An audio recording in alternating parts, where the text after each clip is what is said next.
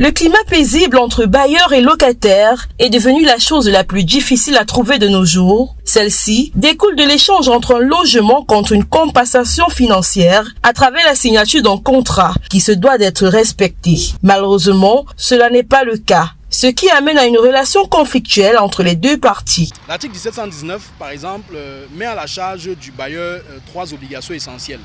La première obligation est celle de délivrer la chose louée en bon état.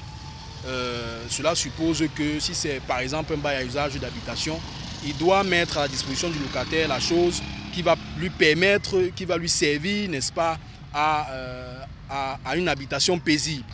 La deuxième obligation est d'entretenir la chose en état de servir à l'usage pour lequel elle a été louée.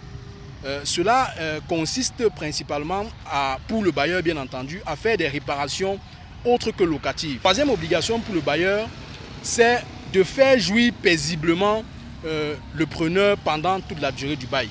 S'agissant du locataire, lui aussi doit respecter sa part d'obligation. L'article 1728 met à la charge donc du preneur 2 obligations principales.